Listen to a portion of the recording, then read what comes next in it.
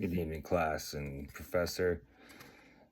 So, going over Horace Minor's essay, I guess, or novel, short novel about American culture and, I guess, the body of the Nacirema, which is America spelled backwards. It's a satirical type of essay. And my reaction to it, I guess, would be that provides a valuable insight on how we look at other cultures, but we don't look at our own culture and what we do as Americans every day, like things listed in his article, like brushing teeth or going to the doctor or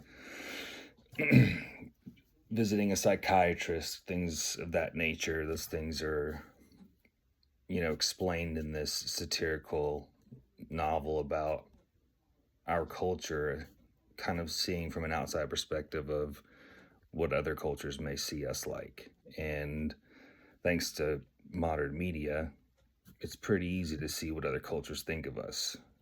Unfortunately, it's not always that great, but this essay provides a valuable insight to be able to show exactly how we should be looking at other cultures, unbiased and not in the same lens as we would, see ourselves as superior or doing things the right way, for example.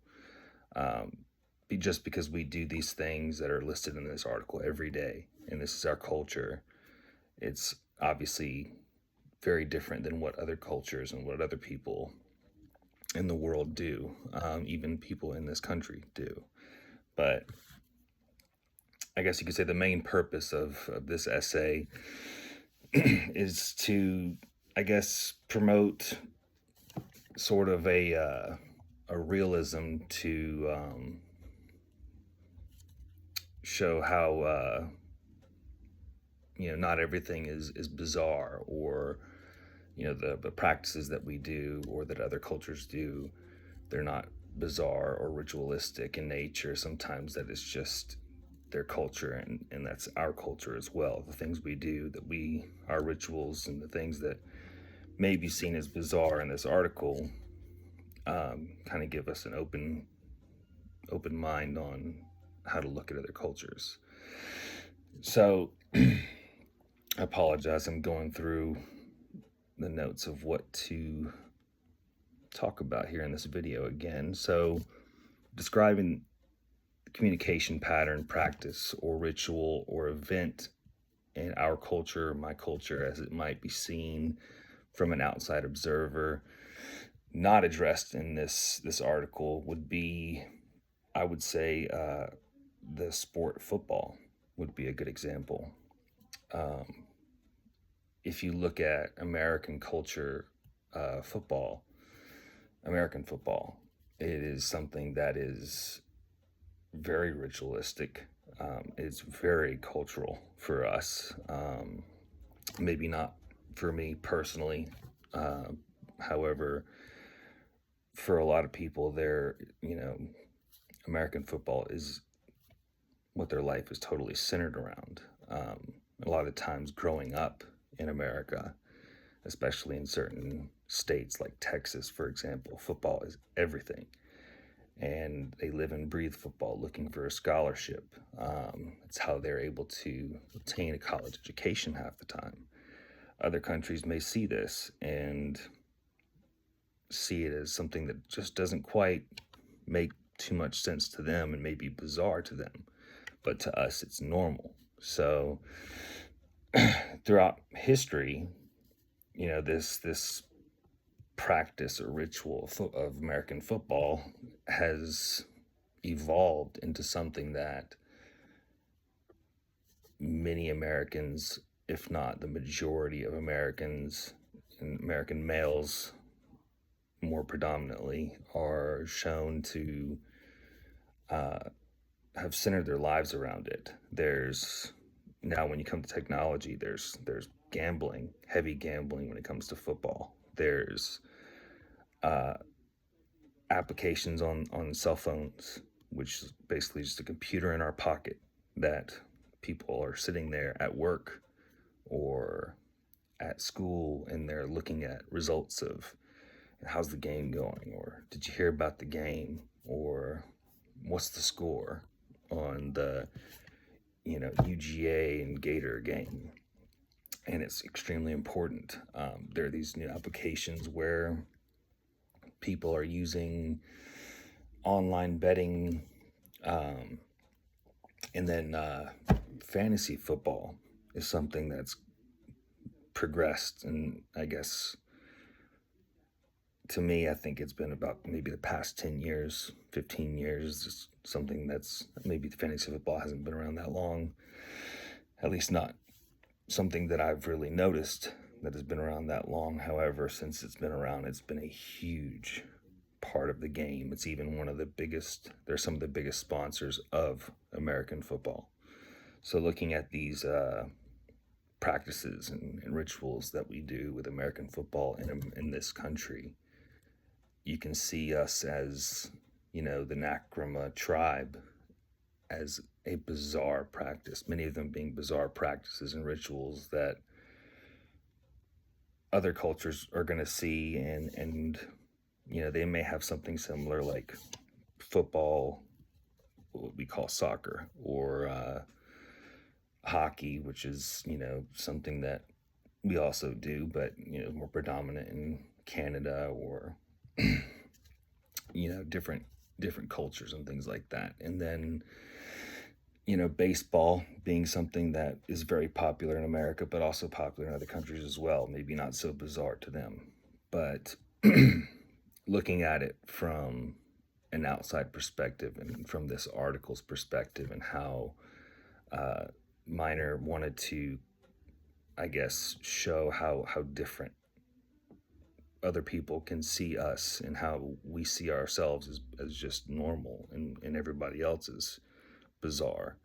It gives you a very, very good perspective of being able to say, okay, maybe other things aren't that bizarre. It's the way that you think about the way that you grow up.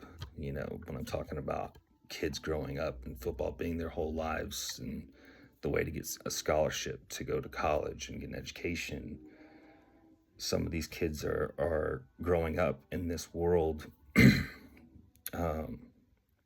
where football is their whole life, and their parents bring them into it and force them into it a lot of times, and it becomes something that they truly love. And the way that you are brought up is a massive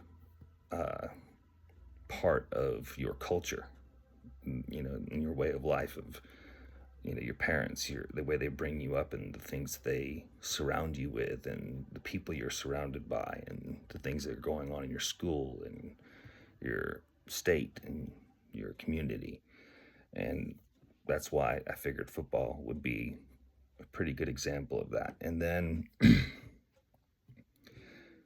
my evaluation of these changes as beneficial or detrimental to the U.S. culture, well, I think I've gone over that, but I think it's absolutely beneficial, because this, these changes of American football have shown kind of an example of how we have, I guess you could say, we have progressed over the years into this sport and these practices, and it's part of our culture and our communities in such a heavy way that it's become a part of our own technology.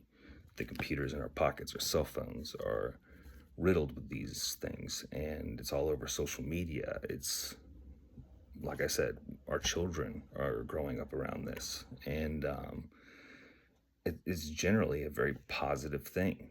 So when you look at other cultures and how they do things, and you look at some of the positive things that have come about, like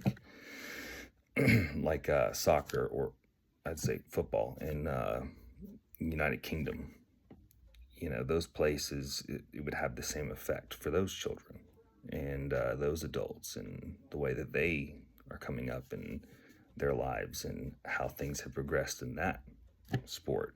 And this has to do with many other things than just sports. But just as an example, I think that's something that the article can kind of give you a sense of understanding too, that maybe that might be bizarre to a third world country like Kyrgyzstan, but to us that's just normal, and to a lot of Western societies these things are normal. uh, and let me get down the list again here, sorry.